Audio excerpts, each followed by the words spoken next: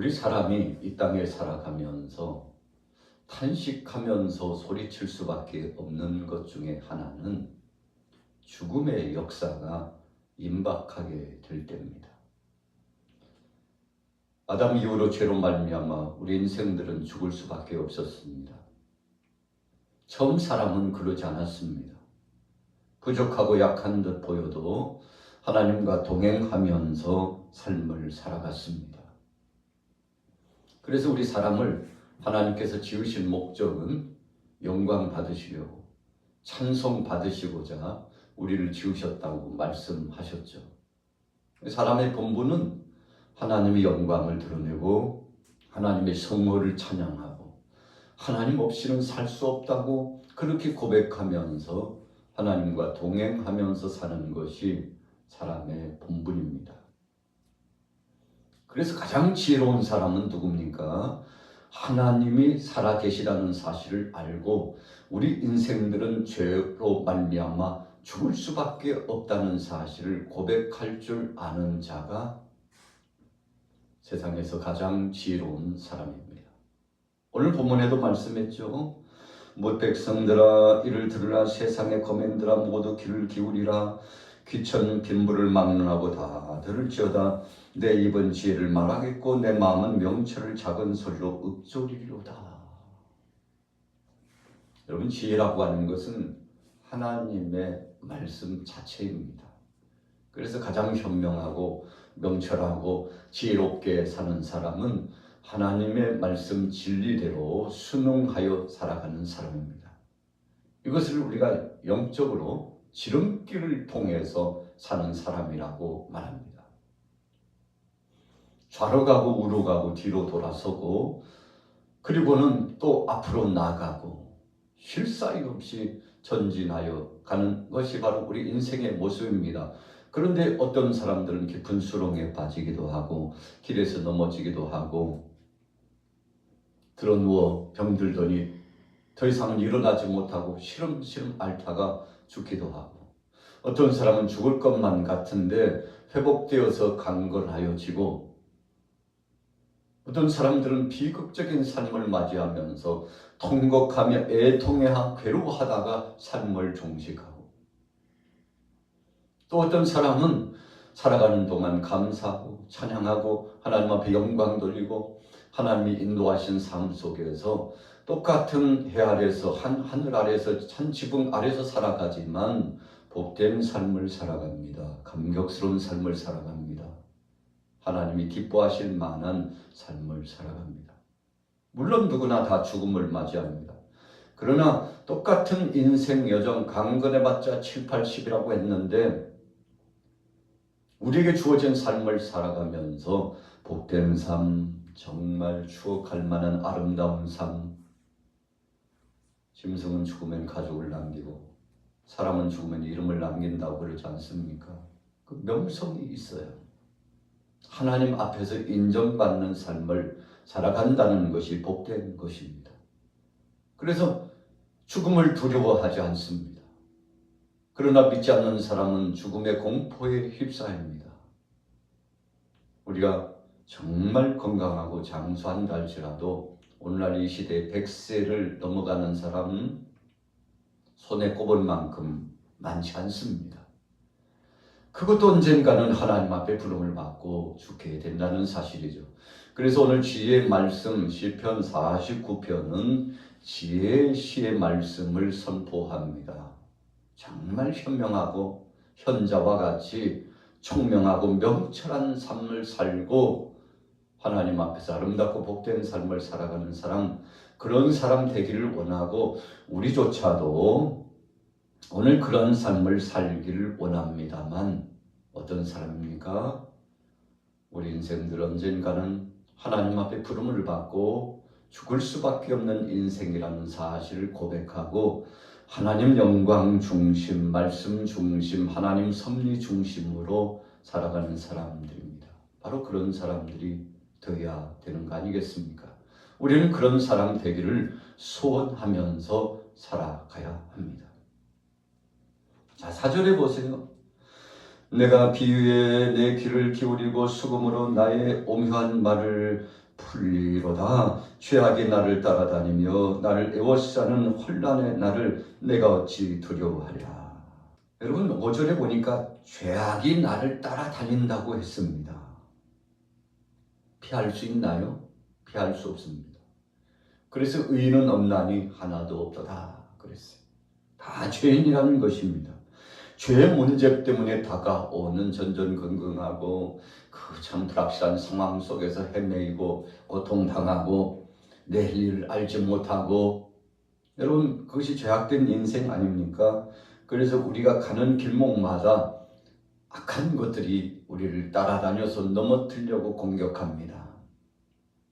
이 죄의 문제를 푸는 사람이 지혜로운 사람인데 세상의 죄 문제를 풀고 살 사람이 있습니까? 우리 인간 편에는 없습니다. 하나님 편에서 나오는 것이죠. 그래서 하나님께서 사람을 사랑하사 독생자 하나밖에 없는 예수 그리스도를 우리에게 선물로 주셨죠. 그분을 앙망하고 믿음으로 나아가면 자유함을 얻습니다. 그래서 말씀해 주셨죠.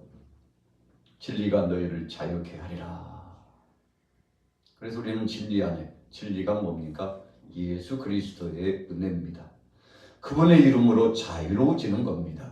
죄악된 세상에 살아가지만 그러나 죄를 이길 수 있는 힘이 우리에게는 없지만 그리스도의 보혈피 공로 의지하여 승리합니다.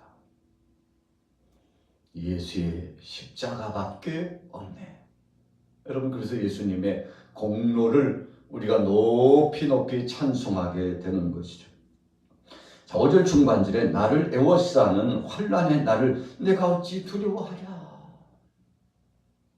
환난과 핍박과 죽음의 공포가 엄습해와도 우리 초대교회 믿음의 선진들은 또 정말 난의 역사가 끊이지 않던 세대에 많은 하나님의 백성들은 끝까지 믿음을 지키면서 부활의 소망을 의지하여 승리했습니다.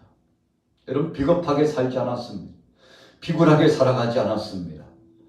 세상에서 좀 부족한 듯 하지만 자족하고 감사하며 살았습니다. 세상의 명예나 권세와 영화로운 것들이 눈에 보이지 않고 손에 잡히지 않았지만 가장 부유한 사람처럼 그렇게 하나님 앞에 감사하면서 살아갔죠. 여러분 그래서 우리의 삶은 마음먹기에 달려있다고 그러지 않습니까?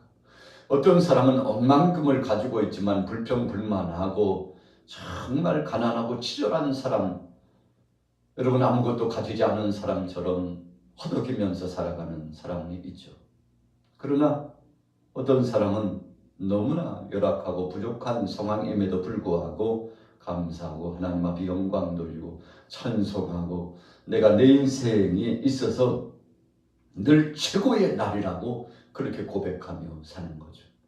그렇게 살 수 있는 비결이 어디서 나옵니까? 주님 안에, 주의 말씀 안에 거하여 주님 앞에 일거수일투족을 맡기면 가능한 것입니다. 6절에 보세요. 자기의 재물을 의지하고 부유함을 자랑하는 자는 아무도 자기의 형제를 구원하지 못하며 그를 위한 속전을 하나님께 바치지도 못할 것은 그들의 생명을 속량하는 값이 너무나 엄청나서 영원히 마련하지 못할 것입니다. 여러분 우리가 속전이라고 하는 것은 모세가 하나님의 말씀으로 다스릴 당시에 20세 이상 된 자 남자들에게 자신의 목숨값을 대신해서 속전으로 하나님 앞에 바치도록 했죠. 그 당시 속전의 값은 성쇠 세겔 반세겔입니다. 얼마 되지 않아요. 반세겔을 하나님 앞에 올려드리면 자신의 몸값, 속전의 값으로 하나님께서 인정해 주셨습니다. 이것은 하나님이 긍휼히 여겨주셨다는 것입니다. 돈의 가치에 따라서 사람을 평가 기준하는 것이 아니라 그 사람이 하나님 앞에 맡기고자 하는 그 믿음의 값을 높이 쳐주신 겁니다. 그래서 불쌍한 영혼이요, 죽을 수밖에 없는 자요, 세상에서 정말 심판받아 마땅한 자이지만 하나님의 긍휼하심을 구하고 믿음으로 나온 모든 사람들을 하나님께서 반세계를 흥량하시고 저들을 자유롭게 해 주셨다는 것입니다. 여러분, 그러나 오늘 본문 말씀 8절에 보세요. 그들의 생명의 속량값이 너무 엄청나서 영원히 마련하지 못할 것이다. 여러분, 돈이 없어서 마련하지 못하는 것입니까? 그런 것이 아니에요. 명예나 권세가 없었습니까? 아닙니다. 하나님이 받으실 만한 향기로운 것이 되지 못했기 때문에 그런 것입니다. 어떤 사람은 1만 달란트 단감을 받고도 그것에 대한 가치와 은혜를 알지 못해서 자기에게 100데나리온 빚진 동관을요 얼마나 못되게 하는지 몰라요. 나중에는 주인이 불러가지고 내가 너에게 1만 달란트를 탕감해 주었거늘 어찌 네 동관에게 그렇게 했느냐. 그래서 탕감해 주는 것을 다 되돌리게 되었다고 그러지 않습니까? 은혜를 알지 못하는 사람에게는 여러분 그 가치가 무의미합니다. 그래서 예수님께서 오죽했으면 돼지에게 진주를 던지지 말라 그랬어요. 여러분 짓밟고요 그 가치를 몰라요. 하나님의 은혜를 몰라요. 하나님의 사랑을 몰라요. 하나님이 얼마나 나를 사랑하시고 오늘 저와 여러분들에게 최고의 선물을 주셨는지를 알지 못해요. 여러분 그래서 알지 못하면요 누리지 못합니다. 그것이 바로 하나님의 말씀을 통한 은혜 사상의 기준입니다. 하나님의 감복할 만한 그 은혜를 받은 자들의 그 태도요 모습입니다. 여러분 그러나 그것을 느끼지 못하고 믿음으로 받지 못하는 사람들은 퇴보적인 삶을 살 수밖에 없는 것이죠. 9절 말씀 보세요. 그가 영원히 살아서 죽음을 보지 않을 것인가?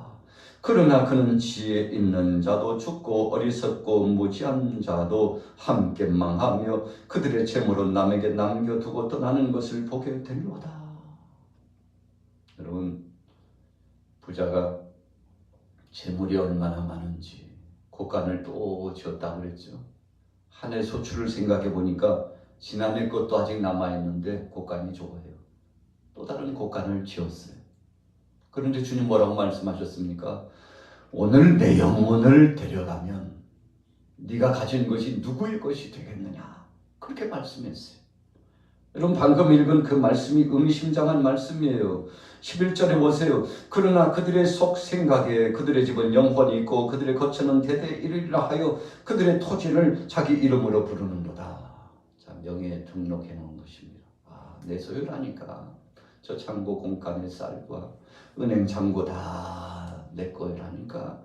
이 집도 내 이름으로 등재되어 있어. 내가 아닌 것 어디 있어. 내 것 가지고 내 맘대로 한다니까 하고요. 인색하기 그지할 데 없고 물질이 신이 돼가지고 재물이 신이 되어서 그것 가지고서 마치 한평생 살아갈 것처럼 여러분 천년 만년 살아갈 것처럼 만몬신에 사로잡혀가지고 사는 사람들이 있는데 오늘 하나님께서 경고하신 겁니다. 그것이 누구의 것이 되겠느냐. 그래서 한 부자가 영생을 원하고 예수님 앞에 와가지고 어떻게 하면 영생할 수 있습니까? 계명을 지켜라. 계명 제가 어려서부터 잘 지켰다니까요. 그러면 네가 계명을 지켰다고 장담하면 네가 가진 것을 다 팔아 가난한 자들에게 주고 나를 따르라. 그러면 너에게 영생이 있다. 예수님이 답을 주신 거죠. 그런데 청년은 근심이 되었다고 그랬습니다. 걱정이 돼서 잠을 이룰 수가 없어요. 자기의 소유를 팔아서 가난한 자들에게 준다는 것은 자기 소유를 자기 것으로 인정하지 않는다는 현명한 길의 선택이죠. 그럼에도 불구하고 그것은 아직 자기 것이 되어 있었기 때문에 그걸 풀어서 이웃과 나눌 수 없었습니다. 여러분 이웃에게 꾸어 나누는 것은 하나님께 꾸이는 것과 같다고 말씀하지 않았습니까? 여러분 그래서 하나님 앞에서 신실한 믿음으로 살아가는 것은 서로 나누면서 공유하면서 살아가는 구제의 역사를 진행하는 것인데 이 청년이 그렇게는 못했습니다. 근심하며 돌아갔는데 예수님 앞에 돌아왔다는 말씀이 없습니다. 참 불행한 것이죠. 그래서 예수님 말씀합니다. 야, 부자가 하나님 나라에 들어가기가 낙타가 바늘기로 들어가는 것보다도 더 힘들구나. 한마디로 말씀하면 주님이 주신 결론은 부자의 생각대로 살아가면 천국 못 간다. 그렇게 말씀한 거죠. 세상의 명예나 권세, 물질에 사로잡혀서 만몬신에 사로잡힌 자는 천국에 들어갈 자 한 사람도 없다. 그래서 주여 주여 하는 자마다 다 천국에 들어갈 것이 아니요 내 아버지의 뜻대로 행하는 자가 들어가리라. 주님 말씀해 주셨지 않습니까? 자기의 것이 다 사라졌어요. 여러분, 남아있는 사람들이 그것을 누리죠. 이웃들이 그것을 가져갑니다. 자기 것이라고 생각하는 사람은 하나도 가지고 가지 못했다는 것입니다. 여러분, 그래서 현명한 말씀, 지혜로운 말씀이, 명철한 말씀이 바로 여기 있는 것입니다. 나는 언젠가는 하나님 앞에 부름받고 죽는다는 사실을 기억하고 내 인생의 무대의 끝은 점점 가까이 오고 있다고 생각하고 여러분, 살아있는 동안에 오늘 무엇을 우선순위를 갖고 행해야 될지 정신을 차리라는 것입니다. 여러분, 사람들이요 참 일어나면 20절의 말씀처럼 된다고 했습니다. 존귀하나 깨닫지 못하는 사람은 멸망하는 짐승 같도다. 자, 짐승 같다는 것은 짐승이 죽어요. 그걸로 끝입니다. 짐승에게는 영혼이 없다고 말씀하고 있죠. 자, 그걸로 영원한 그 은혜 역사에 서서 하나님 나라의 그 생명된 보장을 받지 못하고 수월로 떨어져서 죽어버리고 끝나는 인생, 참 심판받아 그 심판길을 피할 수 없는 인생이 되는 것이 얼마나 불행한 삶입니까? 그러나 그래도 깨닫지 못하는 백성들이 많으니 하나님께서 탄식하신 거죠. 자, 12절에 보세요. 사람은 존귀하나 장구하지 못하며 멸망하는 짐승 같도다. 이것이 바로 어리석은 자들의 길이며 그들의 말을 기뻐하는 자들의 종말이로다. 여러분, 그래서 14절 말씀한 것처럼 양같이 스올로 들어간다. 짐승 같은 삶을 살다가 그냥 그 인생 끝나는 사람 많다는 것입니다. 여러분, 그래서 우리가 쓰는 참 어찌 보면 탄식하는 용어죠. 아유, 짐승만도 못한 것들 참 많아. 그런 이야기를 하죠. 왜 그렇습니까? 하나님이 주신 복과 은혜를 누리지 못하고 돼지처럼 진주를 밟고 다니고 은혜를 짓밟고 하나님을 그 성호의 이름을 욕되게 하는 사람들이 많다는 것입니다. 15절에 보세요. 그러나 하나님은 나를 영접하시리니 이러므로 내 영혼을 서울의 권세에서 건져내시리로다. 여기서 그러나 하나님은 나를 그랬어요. 나가 누굽니까? 지혜로운 자입니다. 어떤 지혜입니까? 하나님이 부르시면 갈 수밖에 없는 인생임을 알고 하나님이 주신 것을 최고의 복으로 생각하고 하나님 앞에 영광 돌리며 하나님이 살아계셔서 눈동자와 같이 감찰하시고 나의 일거수일투족을 책임져 주시고 우리 언젠가는 하나님 앞에 부름받아 심판받아 마땅한 죄악된 인생임을 알고 자기가 죄인임을 알고 철저하게 회개하고 자백하며 남을 나보다도 더 귀하게 여기고 하나님의 그 영광스러움 앞에 엎드려 경배하고 하나님을 찬양하고 자족하며 살고 세상 것에 휘둘리지 않고 세상 사람들의 말에 휘둘리지 않고 진리의 말씀 안에 정도에 서서 바르게 살아가는 인생을 하나님이 책임져 주신다는 것입니다. 오늘 시편 기자는 알고 있었어요. 그러나 모든 사람들이 수월은 지옥을 말합니다. 불구덩이입니다. 땅속 깊은 흑암의 역사를 의미합니다. 모든 사람들이 그곳으로 떨어졌어요. 그러나 여러분, 하나님의 은혜로 말미암아 소망을 얻게 되었죠. 반세겔의 속전을 올렸더니 하나님이 흠량하셨어요. 여러분, 예수님께서 은 30에 가룟 유다에 의해서 팔리셨죠. 그러나 예수님을 팔고 살 수 있습니까? 우리 인생이 그런 거 할 수 없습니다. 진실로 예수님은 우리를 위하여 십자가상에 못 박여 죽어주셨습니다. 그렇게 함으로 영원히 죽을 수밖에 없는 우리를 구원하신 겁니다. 값을 지불하는 거예요. 속전의 값, 바로 반세계를 하나님 앞에 올려드리고 용sam을 받은 것은 지도자 모세를 중심으로 백성들에게 하나님의 긍휼하심과 하나님의 사랑이 어떤 것인가를 깨닫게 하신 거죠. 장차 오실 예수 그리스도의 값을 생각나게 하신 겁니다. 여러분, 그 값을요, 우리가 어떻게 금액으로 먹일 수 있습니까? 그분의 값은 천하를 주고도 어찌할 수 없을 만큼 우리에게는 너무나도 귀한 것이고 복된 것이고 1만 달란트의 탕감을 받은 아름답고 복된 사랑의 역사 아닙니까? 그 하나님의 사랑 까닭에 오늘 저와 여러분들이 행복을 누리게 된 것입니다. 16절에 사람이 지부하여 그의 집에 영광에 더할 때 너는 두려워하지 말지어다. 그가 죽음에 가져가는 것이 없고 그의 영광이 그를 따라 내려가지 못함이로다. 그가 비록 생시에 자기를 축하하며 스스로 좋게 함으로 사람들에게 칭찬을 받을지라도 그 사람도 조상들이 간 그곳으로 다 돌아간다. 그런 것입니다. 죽음 앞에 장사가 없다고 그러죠. 여러분, 저도 마찬가지고 여러분들도 마찬가지입니다. 하나님이 부르시면 순식간에 정한 날 없어요. 우리 인생들이 난 앞으로 30년, 40년, 아직 멀었어. 1000년, 만년 아닐까? 여러분, 우리가 정한 날 세울 수 없습니다. 하나님이 부르시면 언제든지 우리는 항명하지 못하고 가는 인생입니다. 그래서 우리는 시간이 아까워요. 초놈을 아낍니다. 하루를 살아도 100년을 사는 사람처럼 1000년 만년을 사는 사람처럼 가치 있게 살아가는 사람인데 오늘 여러분들이요, 그런 지혜로운 사람이 되길 원합니다. 하나님은 하나님이 없다고 하고 생명을 하나님이 주관하심을 무시하는 자들을 미련한 자라고 말씀합니다. 오늘 시편 기자는 현명한 자가 되었는데 하나님 앞에 자신의 전부를 맡겼습니다. 오늘 하루도 믿음으로 승리하십시오. 그래서 하나님이 주신 시간, 이 시간과 내 삶의 개념 가운데 최고의 삶을 살아가셔서 하나님을 기쁘시게 하게 되시기를 예수님의 이름으로 축원합니다.